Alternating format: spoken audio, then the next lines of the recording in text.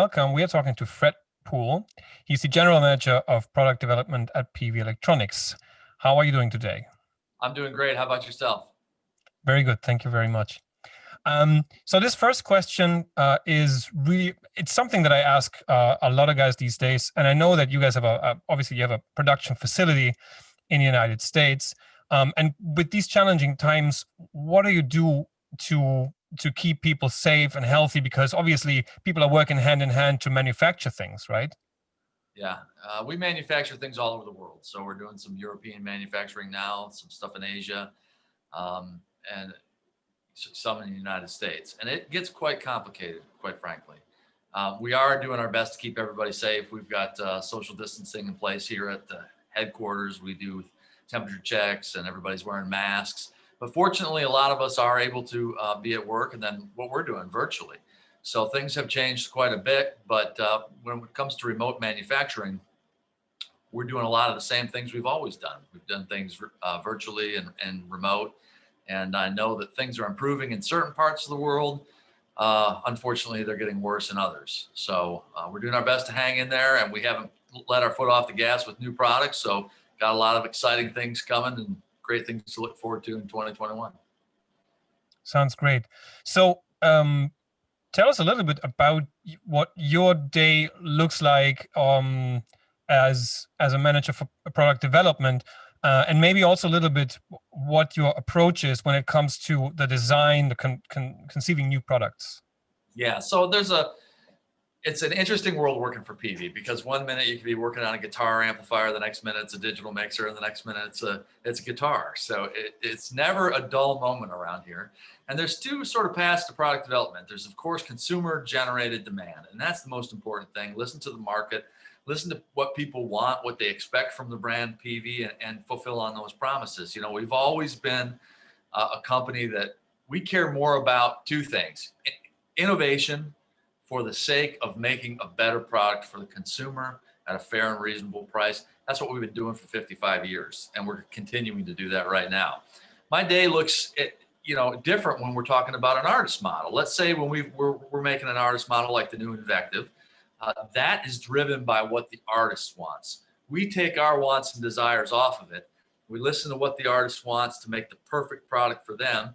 And of course, we take some Kentucky windage, and we know what's going to sell and what consumers want to, and we try to merge that together, because obviously the artist wants something that is not just for them, but for everybody in that genre, or anybody that wants a great amplifier. So sure. It's driven a little bit more by the artist when we're doing artist models, but primarily consumer demand. And my day-to-day activities are anything from sweeping the floors to, I'll do whatever it takes to make it happen here at Peavey. We all do. Okay.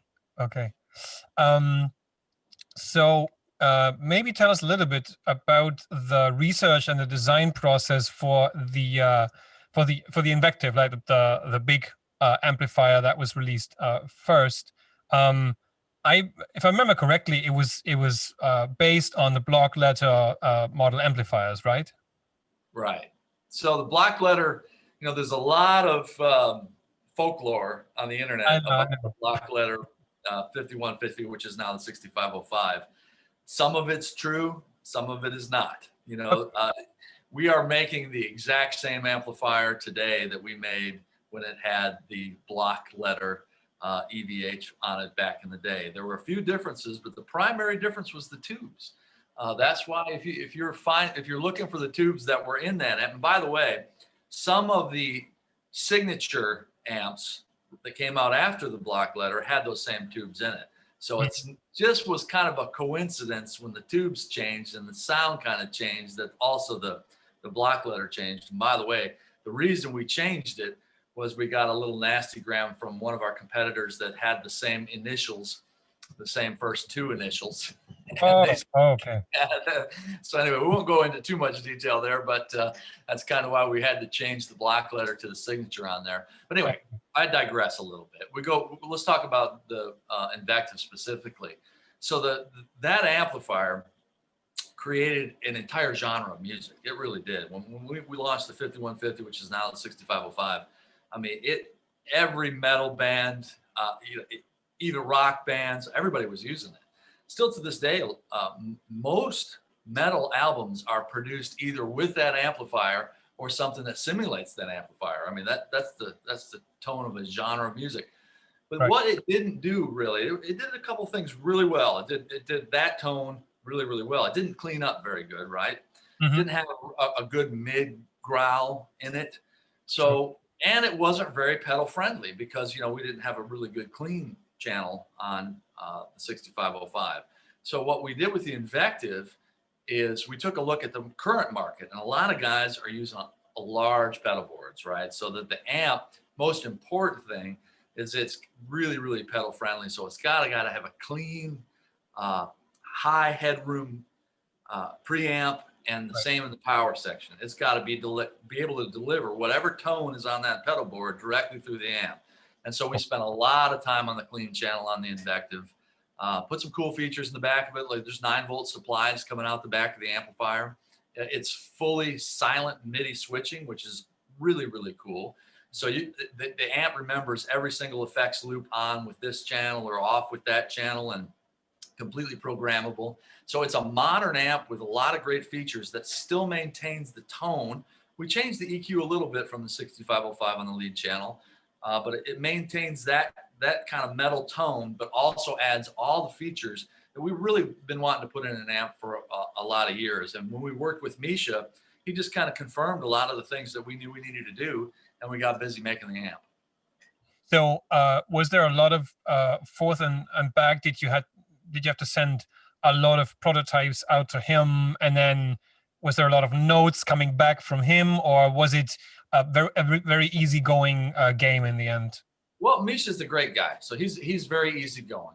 But there was a lot of back and forth, of course, cosmetically too. He had a lot to do with the way the amplifier looks and sounds, and we made tweaks. But the normal process, I don't think there was any more back and forth than normal or less back and forth. Okay. But we nailed what he wanted, and that's what's really super important. Then from the big head, we took that same kind of idea and philosophy. You know, we added a noise gate to it too, and basically an overdrive in front of it with a tone control, which is really important. That's like 90% of the people that have artists rather that have purchased a 6505 from us says, boy, I wish you put a noise gate in it, and I wish you had some sort of boost in front of it. And, you know, we've been hearing that for a long time, so we finally got around to doing it.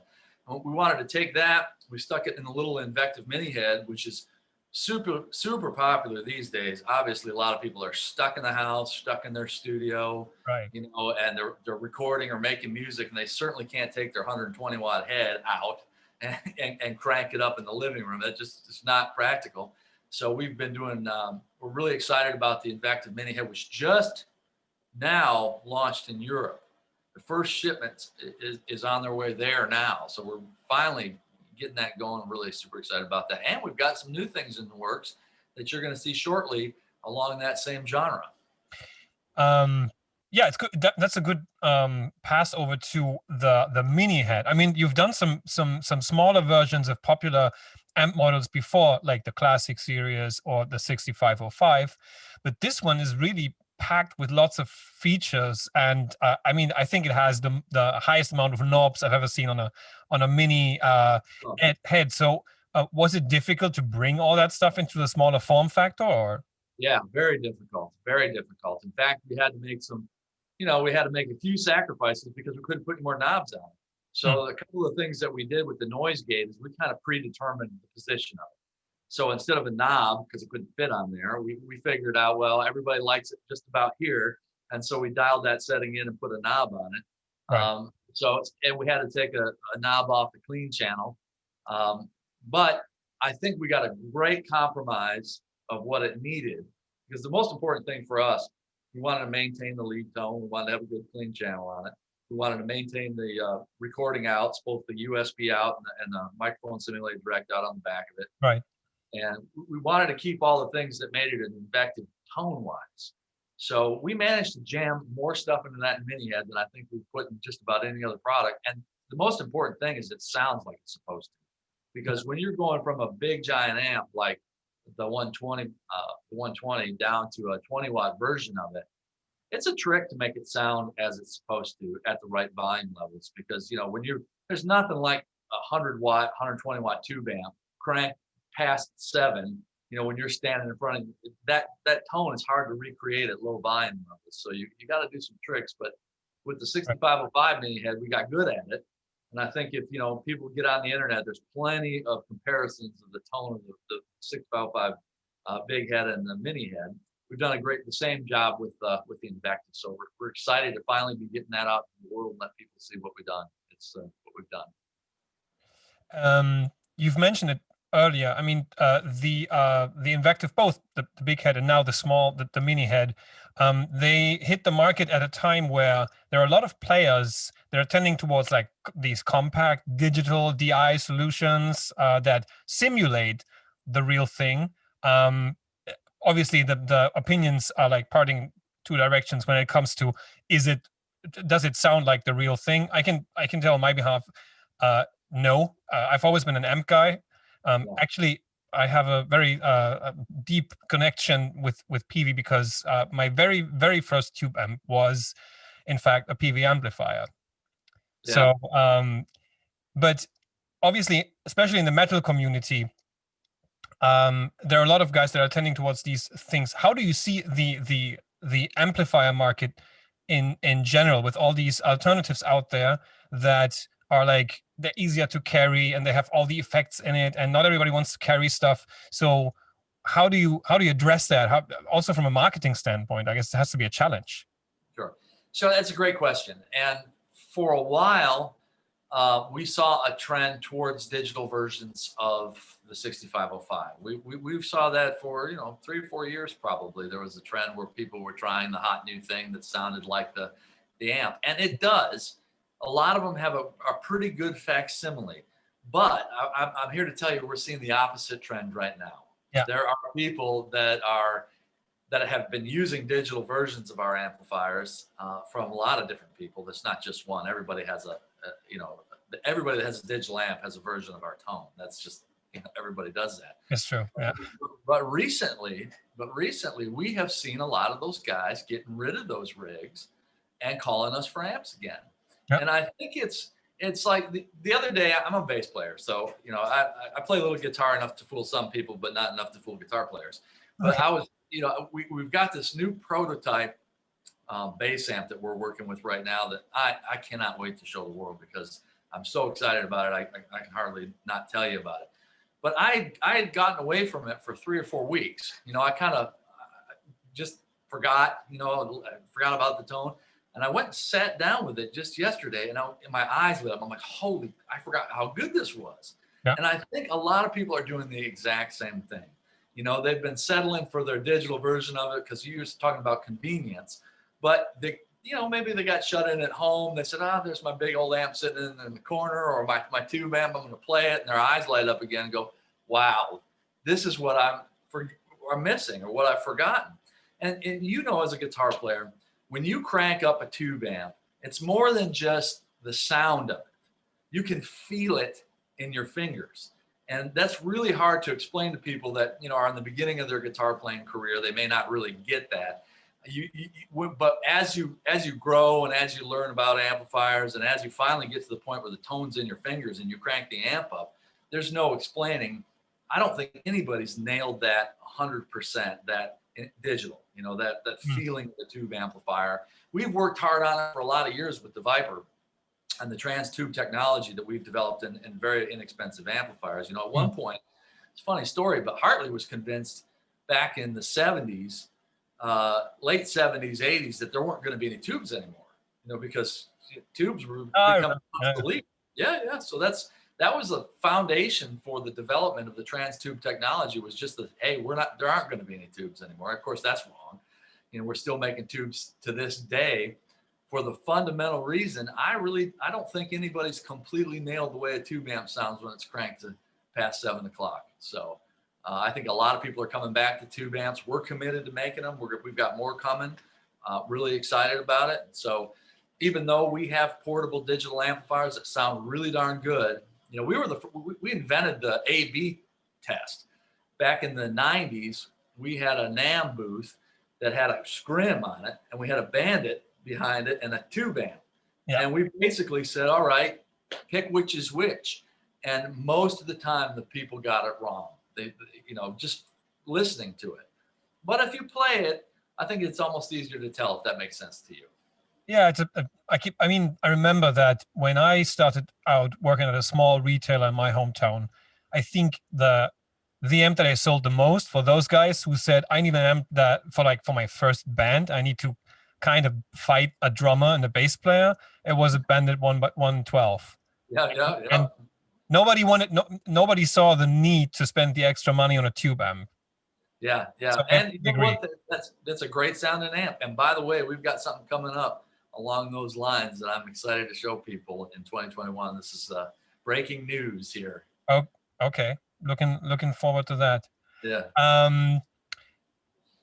Completely difficult topic. Obviously you are strong in the research and design game, and you've worked with a lot of artists over the years. There's one thing I was asking myself the other day. What about pedals? I know it's a difficult market right now because it's so flooded. But it is, and you don't know how often we have that conversation here, because there isn't a lot of magic to pedals, and they are fairly inexpensive to make, and these people are selling them for 10 times what they're actually worth. So the profit margin in making these pedals is huge. Yep. Because, you know, quite frankly, a lot of people are being taken to the cleaners.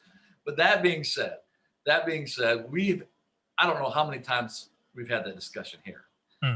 We have two pedals in the Trace Elliot brand. We have the Transit A and the Transit B, which are multifunction pedals that are doing very, very well for us. I think if you will see pedals from us, and you may, okay, they are going to be very specific at what we do very, very well. So we're not just going to go out and make a bunch of things that other people do. We would identify a couple places where we think we have a better solution than anybody, and then make that. So I wouldn't just copy somebody's, you know, boost pedal or somebody's gate, but we could. I mean, heck, we've got boosts, we've got gates, we know how to do it. We've been doing this for a zillion years. But is there a place for us in that marketplace right now that's, so, like you say, it's completely crowded?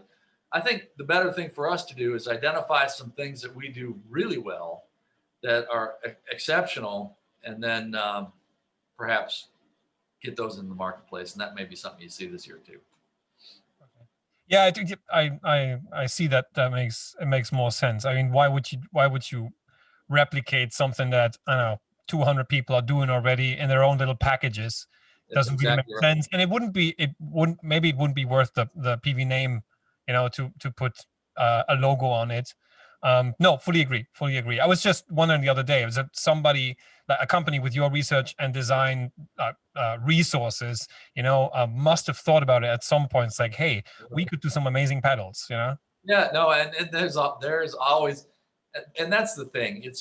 We've got a lot of ideas, you know, and when you get at a company with a lot of smart people, there's going to be a lot of great ideas. And, you know, Captain Obvious is, hey, we could do this, but is it the thing the market wants us to do? And we were talking about that earlier. Well, part of product development is choosing what not to do a lot of the time, right? You know, and listening to the market. Does the market really want, let's say, an overdrive pedal from Peavey? Yeah. Probably not. You know, I mean, I don't think they're screaming for it. There's a lot of great solutions out there, a lot of great pedal manufacturers, but there are some other things that we do very, very well, exceptionally well, that the market may want. And if we can identify those things, that's where we're going to go. Cool. Okay.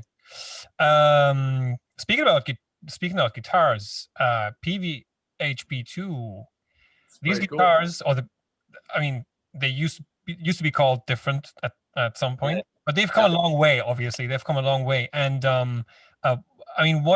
what is your kind of thought and development process when you think about, okay, what's going to be the next logical step as far as updating the series? What can we improve? Who are you listening to? Maybe an artist that gives you some kind of influence on, hey, I would love to see that. That's going to work well in those guitars. Absolutely. So a couple of things about the new HP-2. We're super excited about it. The first, so we we tried to pick that guitar up, making them here in 2018, 2019. Tried to make some in Meridian. Unfortunately, we weren't able to make as many as we needed to with the quality we had expected, so we shut that down. And that's just, you know, there are things when you're in business that just don't work as you wanted them to.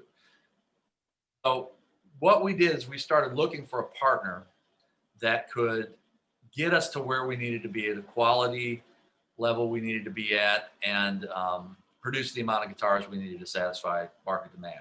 We found them in Europe. So we've got a new manufacturing partner in Europe. These guys are phenomenal. They are making fantastic guitars. And the cool thing is, when we shut down the original production of those guitars, and I think it was 2004-ish, 2005, right in there, I think 2004, original production, we had a ton of neck blanks. And yeah, I mean, this stuff, and literally this work in process, we call it WIP in the industry, has been sitting there since then in our warehouse. Yeah. So we took all of that and shipped it over to Europe. And the first, I don't know how many guitars we're going to get out of it, because some of the wood's going to be good and some of it's not going to be good. So we're not exactly sure how many guitars we're going to end up with. But there's probably going to be about 400 of them total, maybe 500, 400 to 500 total. And everyone that's made out of that original wood is actually marked on the back NOS for new old stock. It's stamped on the back of the wood. So those few guitars that we're going to produce are actually made from the materials that we had assembled before we shut down the production of the original guitar. So it's kind of cool. We've been working on this project now for, oh gosh, about a year. You know, we started this with our European partners about a year ago. And I got to tell you, we got the first 50 in the beginning of this month. I inspected every one of them myself, and I couldn't be happier. I mean, it was really, we've got a world-class instrument now using world-class materials that we've had. And if you actually listen to our social media, if you I don't know if you follow us on Instagram and Facebook, but on Facebook, you were asking about where we get our, you know, market research and data. We're doing some polls about what the next color should be, and literally that's where it's going to come from. You know, we've been asking our customers and our fans, what do you want to see from Peavey, and people like yourself, you know, and they just say, hey, wouldn't it be cool if you did X, Y, Z? We've got a lot of requests for the old emerald green limited edition, the purple that was, you know, one of the guitars that we produced many, many moons ago. So we listen to the people that buy the guitars. We listen to our customers and artists as well. We just got a couple out to artists right now, because we pre-sold everything that we had coming in the first two runs. I mean, this has been very successful for us. So the more we get them into people's hands, the better off we're going to be. One of the changes we made too for the new one is you can split both of the pickups. It's got push-pull on the bridge, on the bridge and the humbucker. And that's really cool, because you can get a lot of tones out of this guitar you couldn't get out of the other one. In addition, we put jumbo frets on it. A lot of people didn't like the tall, skinny frets of the first one, so I think jumbo frets are more universally accepted. So we changed it to jumbo fret wire, and we're going to continue to evolve that. But the first step for us was to make a world-class instrument worthy of the legacy of that guitar, and we've done. Since you're a bass player, I know that, I mean, bass players are totally different animals than guitar players, and they will, and they will look out for other things and other aspects and features than guitar players will. Where do you see, because I mean, there's been lots of development on the bass amp market, as far as I see it, in the past couple of years, with companies pushing for more portable, light, and then obviously with that, in the second step, more affordable. Where do you see that market going in the future? So we were the pioneers of that with the ELF. You know, when we came out with the Trace Elliott ELF, 2.6 pounds, 200 watts RMS. I mean, really fit in your back pocket. We've got a lot of copycats since we've taken the ELF out. But it's the trick with Trace Elliott is we wanted to make sure we had it light and portable, but sound like a bass amp.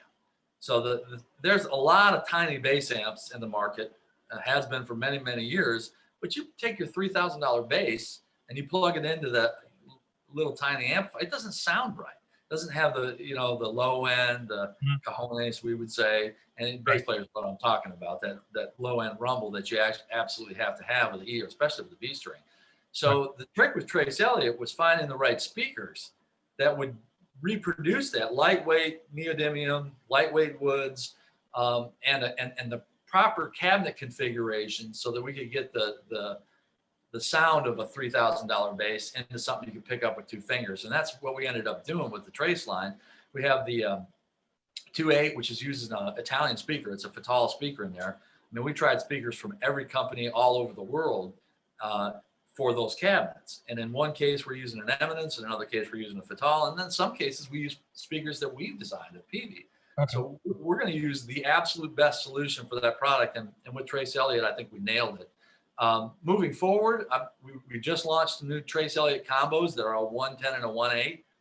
The whole purpose of those is not to go gig. I mean, a lot of the times, and it comes from a little bit of my personal, you know, background too. You know, I've played bass since I was 13-year-old, a lot of metal bands, and, you know, we come from the same backgrounds, I'm sure. But you get to a point in your life where I would love to play my bass and practice, but I'm not pulling my 24 space rack out with my 215 and 212 cabinets and dragging across the house, nor does anyone in my house want to hear me do that. No. So, right. But I want to play my basses, and I'm proud of some of my instruments, and I want them, when I do, to sound like they're supposed to without having a giant rig. So that's kind of Trace Elliot. And then obviously if I want to jam with my friends, I don't want to have a truck to go get my gear. You know, I'd love to be able to just pick something up, walk out the door with my, you know, gig bag in one hand and my amp in the other, and I'm done. And that's where it's going. Moving forward, as we get back throughout this, you know, lockdown period, and return to live music, we have not abandoned the big stage either. So, you know, there's always going to be a market for the person that wants to stand in front of a stack and feel the hair on their legs shake while they're playing and piss off the drummer and the guitar player. I mean, and the sound guy and the sound guy. Yeah, not enough bass in the mix. I'll show you. You know. Yeah. But anyway, but there's a market for that too. So we haven't let go of that. But it's really hard to do that R&D and that development when we don't have those big stages right now. That's true. That's difficult times for sure. Same here in Europe. Okay, so this brings me to my final question, and that's an interesting one. If you had one artist that you were able to make a product with a signature amplifier, and I'm gonna make the circle smaller by saying he has to be alive, obviously, because we know if Hendrix had a signature amp, they would have sold the crap out of it. Right. But who would it be? Who would that artist be? That's a great question, and I don't think I can single out one artist. I'd really have to think about that. But I think you bring up a really good point of who the artists are today that influence buyers. It's changed. It really has changed. It's true. The people that are influencers now are on YouTube or they're on the internet. And the people that once stood on a stage in front of tens of thousands of people, and all of us looked up to them, you know, because I remember my first concert and seeing those rock stars on stage when the lights went down. I mean, it was like these people were superhuman, you know, these are my heroes. And that's, you know, I wanted to be like that guy playing that guitar and that amp on stage. But these days, you know, if you look at, and my son, he's just starting to play guitar, he's playing piano, and all of the people that his heroes are all on YouTube. Right. Yeah. You know, I mean, he's to the age where you and I would have started going to concerts, but there are no concerts right now. No. So I mean, it's really a weird time. So the most of the people that he's influenced by are online, and you look at Misha as a perfect example of a guy, right? I mean, an influencer as much on stage as he is online. So I think that the right place to look these days is the people that are doing a good job of not only shredding and having a lot of talent, but are entertaining as well. And there are a lot of people on YouTube. I just saw a guy the other day. I didn't even know who he was, quite frankly. And he did a fantastic review of the new HP-2 guitar, and he had 12,000 people watching it. Now we're good friends. I mean, I reached out to him. I said, hey, that was awesome. And you know, I'd like to pursue this with you. And you know, out of nowhere, you get people that are entertaining, talented, and they have access to a broader audience than most any of us ever had when we were growing up as kids. I mean, heck, if you and me playing in a band when we were 13, we'd be lucky if we had 50 people in the audience. I mean, oh man, it was awesome. You know, now you make a YouTube video and overnight you could have 1 million people watching it. Yeah, it's pretty inspiring to see that there are people out there that are not only entertaining and talented, but also kind of educating and in a certain way. You know, exactly right. I mean, and that's another thing. I remember when, you know, not to keep talking about when I was a kid because it was a gazillion years ago, but in order to find out what somebody's gear was, you had to literally page through a magazine and hope that your guy's artist in there had their gear, you know, with the pedal board and everything to try to figure out their tone. There's all this mystery about how's that guy getting that guitar rig to sound like that, because I want to sound like that guy. Now, heck, just get online, do a quick YouTube search, and there's boom, there it is. That's exactly how you get that guy's tone and that gear, and then here's 20 people reviewing it.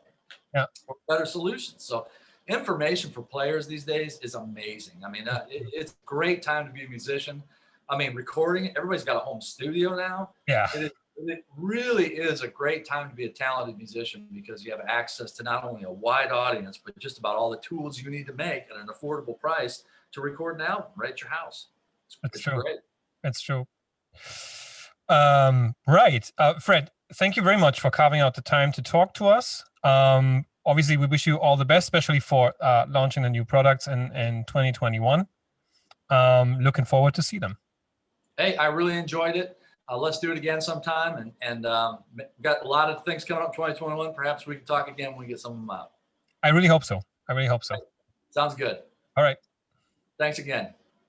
Thank you. Bye.